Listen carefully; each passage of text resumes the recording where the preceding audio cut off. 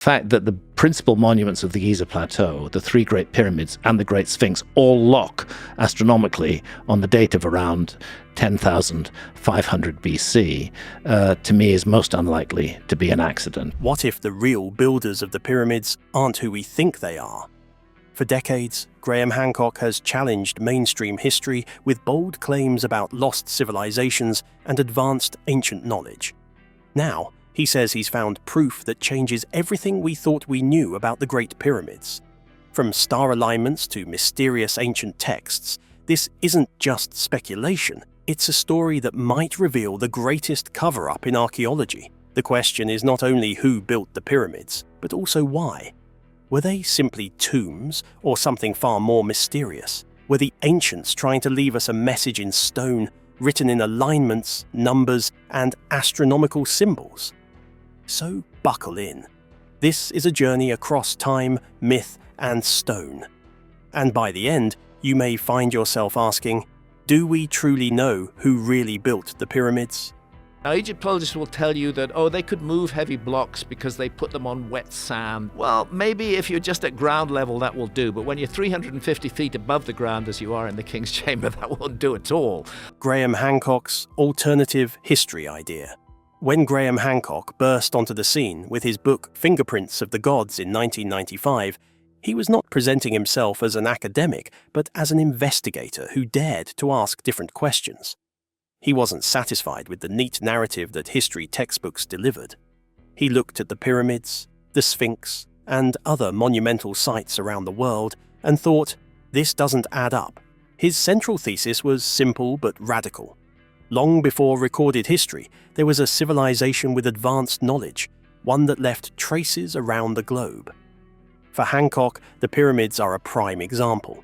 He argues that their precision, astronomical alignments, and sheer scale suggest knowledge far beyond what we expect from a Bronze Age society. He is not saying the Egyptians did not build them, but rather that they may have inherited knowledge or even foundations from an earlier culture. In his view, this is part of a larger pattern. Ancient sites like Göbekli Tepe in Turkey or structures in South America show similar signs of advanced thinking. A big part of Hancock's alternative history centers on the idea of catastrophe. He suggests that this earlier civilization was nearly wiped out by a cataclysm, possibly the melting of ice sheets at the end of the last ice age around 12,000 years ago. The survivors, he speculates, spread across the world, seeding knowledge of architecture, astronomy, and myth. Over time, this knowledge blended into local cultures, eventually manifesting in monuments like the pyramids.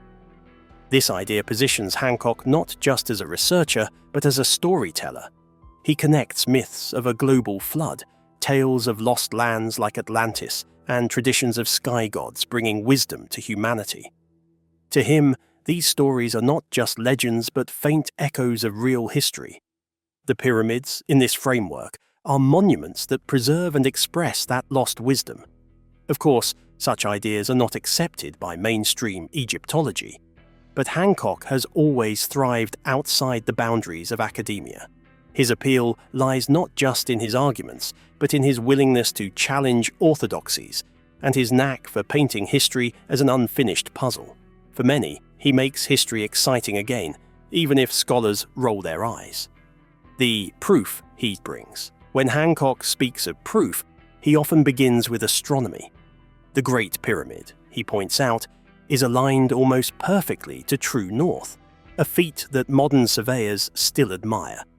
For him, this is evidence that the builders had an extraordinary grasp of geometry and orientation.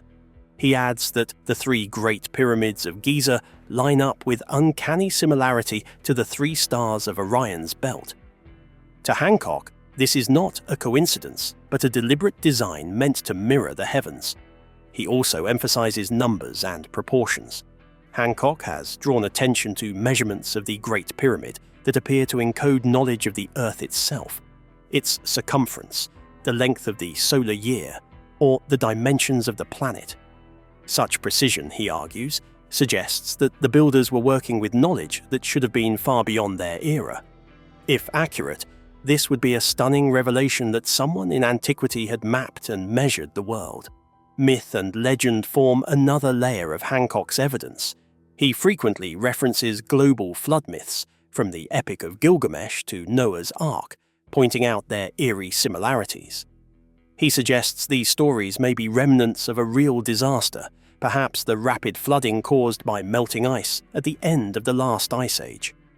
For Hancock, the pyramids may be a survival of this earlier culture, built with knowledge passed down through myth and memory.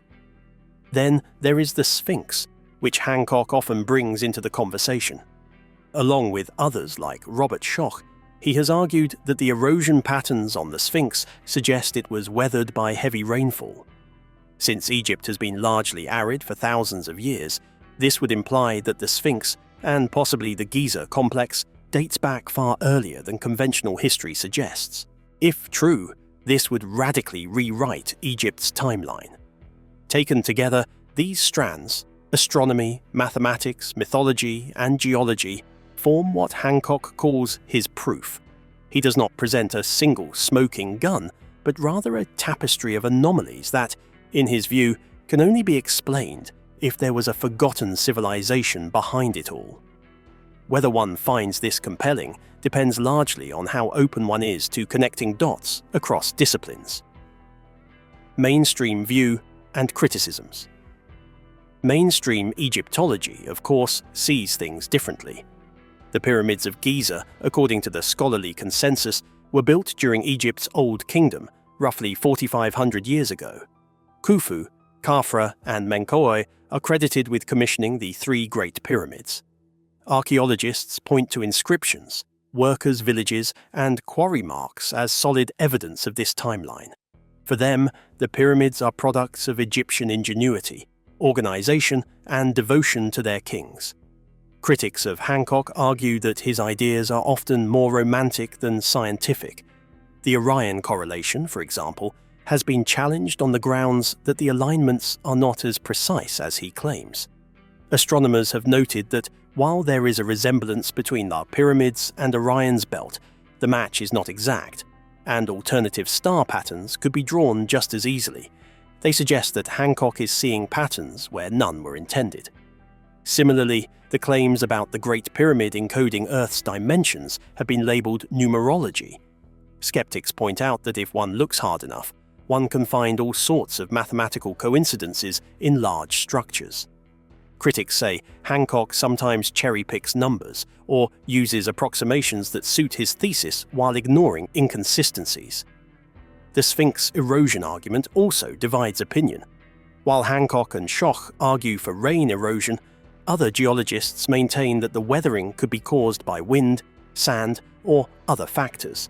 They insist that the evidence does not require pushing the Sphinx back to 10,000 years ago. Without clear archaeological context, the mainstream remains unconvinced. For Egyptologists, the real strength of their case lies in the tangible artifacts, the inscriptions, the remains of workers' settlements, the tools and the logistics of construction recorded in various ways. To them, the pyramids are marvels of human determination within their own time, not mysterious inheritances from a lost civilization. What if Hancock is partly right? But what if the truth lies somewhere in between? Even some critics admit that Hancock raises fascinating questions, even if his conclusions are overstated. Perhaps the Egyptians were indeed the builders of the pyramids, but maybe they were drawing on older traditions or knowledge that had been preserved from an earlier age. After all, cultures often build on foundations that came before them. It's possible that sites like Giza were considered sacred long before the pharaohs. Maybe there were older structures, shrines, or markers that guided the placement of the pyramids. If so, the Egyptians could have inherited a location with special significance, even if they were the ones who raised the great stones we see today. Astronomical knowledge could also have deeper roots. Ancient people all over the world observed the skies carefully, and oral traditions could preserve star lore for millennia. Perhaps the alignments at Giza reflect not a lost super-civilization, but a very ancient continuity of sky-watching that stretches back before the dynastic age. This doesn't mean that Hancock is right in every detail, but it does suggest that we shouldn't dismiss every anomaly. History is full of surprises. Sites like Göbekli Tepe have already proven that people were building monumental structures far earlier than scholars once thought. If that can happen in Turkey, who's to say Egypt doesn't hide similar surprises? In this sense, Hancock's greatest contribution may not be proof of a lost civilization, but the reminder that history is never closed. By challenging orthodoxies, he keeps the door open to new discoveries and interpretations, even if his own theories don't stand the test of time. The evidence we don't yet have, the challenge for Hancock's theory, is that, so far, we don't have direct evidence of this supposed lost civilization. There are no undisputed tools, settlements, or written records that clearly predate the Egyptians, yet show advanced knowledge. Without such evidence, the theory remains speculative. It's like having a jigsaw puzzle with many missing pieces. The picture might be there, but we can't see it fully. If the pyramids really were built or designed by an earlier culture, we would expect to find traces of their existence elsewhere. Pottery, skeletons, tools, or other monuments of similar age and complexity would likely survive. Yet, archaeologists have not uncovered such artifacts, at least not in Egypt. This absence makes it hard to prove Hancock's claims. Geological evidence is another gap. The argument about water erosion on the Sphinx is intriguing, but geology is a complex science. To truly rewrite the timeline, we would need multiple independent studies confirming that the erosion is unquestionably from heavy rainfall and that it can be dated precisely to an earlier era. So far, that level of certainty is lacking. Dating the pyramids themselves is also tricky. Stones can't be carbon dated directly, and organic material found in mortar or nearby deposits can only provide approximate ages. Unless new techniques emerge, the debate may remain unresolved. This scientific limitation leaves room for speculation but little room for definitive answers. In other words, Hancock's case is built on anomalies and correlations rather than hard evidence. Until archaeology uncovers something undeniable, his theory will remain on the fringe. But that doesn't stop it from capturing the imagination of millions and sparking debates that might eventually lead to real discoveries. Surprising and less discussed issues. One aspect often overlooked in debates about the pyramids is the nature of erosion and weathering. Distinguishing between the effects of rain, wind, and sand is more complicated than it sounds. Some stones on the Giza plateau show different patterns of wear, which can fuel multiple interpretations. To the casual observer, these may look like definitive signs of age, but geologists know it's rarely so clear-cut. Astronomical alignments also get more complex the deeper you go. The precession of the equinoxes, the slow wobble of Earth's axis, means that star positions change over thousands of years. When Hancock points to alignments dating to 10,500 BCE, critics argue that calculations involve assumptions about observation points, horizon lines, and symbolic choices. Astronomy can hint at possibilities but rarely offers exact dates. Measurement errors also play a role. The pyramids we see today are not in perfect condition. The outer casing stones are gone, corners are eroded, and apexes are missing. When researchers try to reconstruct the original dimensions, small errors can magnify into big debates. This makes it difficult to settle whether certain ratios or proportions were deliberate or coincidental. Cultural context adds yet another layer. Mainstream scholars emphasize the funerary function of the pyramids, supported by inscriptions and burial complexes. Hancock doesn't deny this, but suggests a deeper symbolic layer. Yet in Egypt, religion, astronomy, and architecture were often intertwined. It's possible both views hold some truth.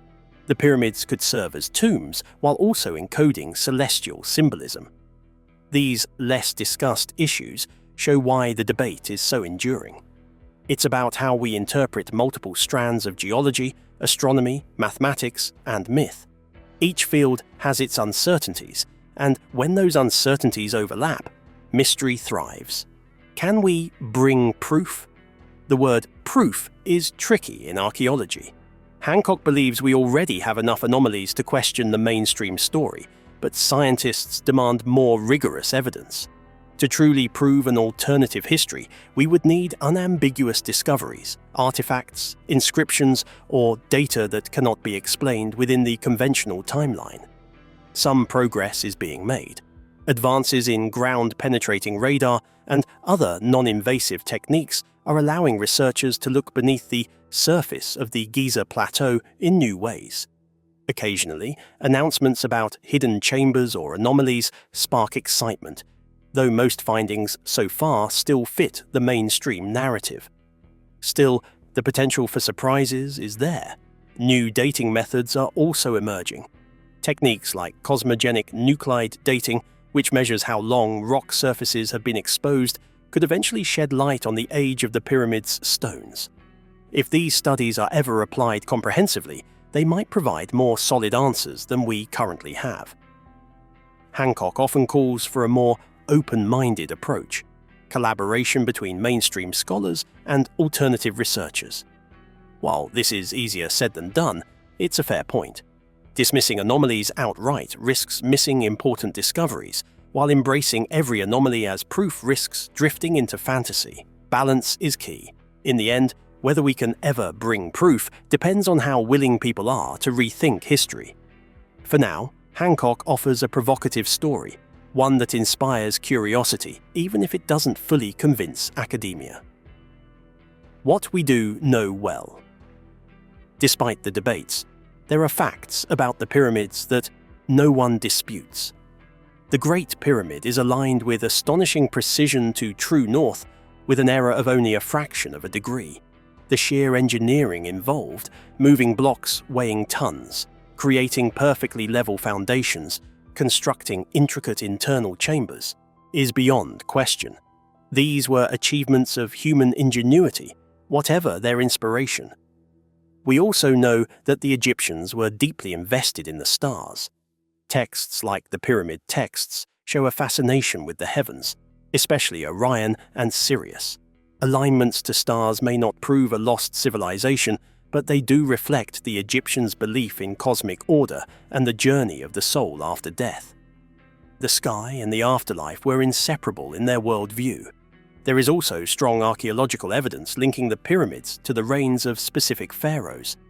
Inscriptions in workers' graffiti name Khufu, and remains of workers' villages nearby show the logistics of feeding and housing laborers. This evidence strongly supports the mainstream timeline, even if mysteries remain. We also know that monumental buildings were not unique to Egypt. Across the world, cultures created massive structures. Stonehenge, the ziggurats of Mesopotamia, the temples of Mesoamerica. Humans everywhere have long demonstrated the capacity for extraordinary architecture. Egypt was part of that broader story. So while Hancock's theories are intriguing, they coexist with a wealth of solid evidence for the conventional history. The pyramids can be both extraordinary achievements of their time and symbols of mysteries yet to be solved. That tension is what keeps people fascinated by them millennia later. Global connections and lost knowledge. One of Graham Hancock's most fascinating arguments is that the pyramids are not isolated marvels, but part of a global pattern. He points to similarities between Egypt's pyramids and structures in Mesoamerica, South America, and Asia. Though these cultures were separated by oceans, they all built massive stepped pyramids, aligned their monuments with stars, and incorporated sacred numbers into their architecture. To Hancock, this suggests a shared inheritance, echoes of a forgotten civilization that once spread knowledge across the globe. Take, for example, the pyramids of Teotihuacan in Mexico. Their layout, Hancock argues, also mirrors astronomical patterns, much like the pyramids of Giza. In Peru, structures like Sacsayhuaman show precision stone-cutting techniques that defy simple explanations. Even Angkor Wat in Cambodia has been linked to celestial alignments. To Hancock, these are not coincidences, but signs of a common thread connecting distant civilizations. Of course, mainstream scholars explain these similarities differently. They argue that societies naturally look to the stars, and pyramidal shapes are simply efficient ways to build large stone structures. Convergence, rather than diffusion, is their explanation, cultures solving similar problems in similar ways. Yet Hancock insists that the level of precision and the repetition of symbolic numbers suggest something more deliberate. This idea of global connection fits with his theory of a cataclysm. If a highly advanced civilization was wiped out by floods or other disasters, survivors could have carried fragments of their knowledge to new lands. Over centuries, those fragments evolved into the monumental traditions of later civilizations. The pyramids of Egypt, in this sense, would not stand alone but as one chapter in a worldwide legacy. Whether one accepts this or not, the notion of global connections is powerful. It reframes the pyramids not as isolated tombs, but as part of a much bigger human story, one that spans continents and epochs. And it leaves us with a thrilling question. Did humanity once share a common memory of the stars, later scattered and disguised by the passage of time? So here's where we stand. Graham Hancock believes the pyramids carry the fingerprints of a lost civilization encoded in stone through alignments, myths, and anomalies. Mainstream scholars insist they are marvels of the Old Kingdom, explained by Egyptian skill and devotion. The debate continues because the evidence is both abundant and ambiguous, solid and mysterious. Maybe the pyramids are exactly what history books say they are. Or maybe, just maybe, they are also something more, a message from deep time, reminding us that human history is far older and stranger than we dare to admit. Now, it's your turn. Do you think the pyramids are simply the legacy of the pharaohs, or could they be the last surviving memory of an ancient civilization wiped out by catastrophe? Share your thoughts in the comments. I'd love to hear where you stand.